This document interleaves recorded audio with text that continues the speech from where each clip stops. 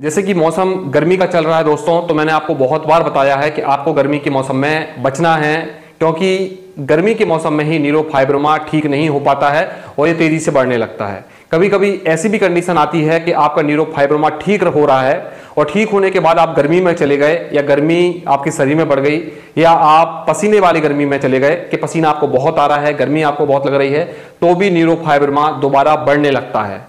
तो आपको इस मौसम में विशेष अभी एक जो महीना है, ये मौसम न्यूरोफाइब्रोमा वालों के लिए सबसे ज़्यादा प्रॉब्लम करने वाला होता है। इस मौसम में आपको कहीं घूमने नहीं जाना है, इस मौसम में बाहर कुछ काम करने नहीं जाना है, इस मौसम में आपको बचना है। क्योंकि इस मौसम में क्या होता है दोस्तों कि 2 दिन बारिश होती है, फिर 2 दिन बारिश नहीं होती है। तो क्या होता है कि मौसम ठंडा होने के बाद एकदम से गर्म हो जाता है, उमस वाला मौसम होता है कि हमको बहुत ज़्यादा पसीना आ रहा होता है और बहुत ज़्यादा गर्मी लगने लगती है।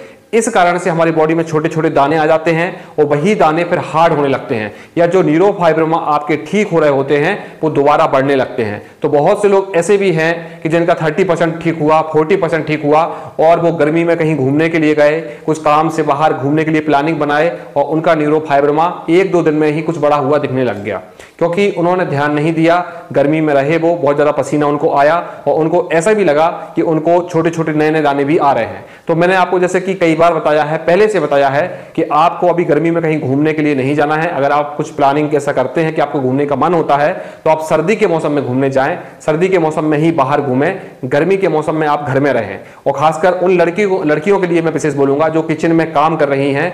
न्यूरोफाइब्रोमा वाली लड़कियों को किचन में काम नहीं करना है, बाहर कहीं घूमने नहीं जाना है, धूप में नहीं निकलना है, क्योंकि आप गर्मी में काम करोगे, आपकी बॉडी में पसीना ज्यादा आएगा और न्यूरोफाइब्रोमा के बढ़ने की कंडीशन आपकी बढ़ेगी। क्योंकि ये जो प्रॉब्लम है ये हमारी बॉडी में एसिड बढ़ने से होता है और गर्मी से सबसे पहले एसिड हमारी स्किन में बढ़ता है, स्किन में हमारा पसीना तेजी से निकलने लगता है और जो पसीना जो होता है हमारी बॉडी का अम्ल खींचता है। अंदर से जो हमारी बॉडी में अम्लता होती है, जो हमारी बॉडी में एसिड होता है, वो हमारी स्किन के द्वारा निकलने लगता है, जो कि न्यूरोफाइब्रोमा के लिए बहुत हार्मफुल होता है। तो आपको ना ही किचन में काम करना है, ना ही कोई धूप में काम करना है। इसमें बॉयज भी हो सकते हैं और गर्ल्स भी हो सकती हैं, दोनों को ध्यान रखना है कि अगर आपका न्यूरोफाइब्रोमा ठीक हो रहा है तो भी आपको गर्मी में ध्यान रखना है, क्योंकि वो दोबारा बढ़ सकता है। ऐसा ना हो कि आपका 80% ठीक हो गया और आप धूप में घूमने लग गए या धूप में कहीं जा रहे हो, फिर आपका न्यूरोफाइब्रोमा दोबारा बढ़ना शुरू हो गया, फिर आप बोलेंगे कि मुझे फायदा हो रहा था, फिर दोबारा कैसे ये बढ़ने लग गया। क्योंकि ये सारी चीजें होती हैं, ये मेरे हाथ में नहीं है,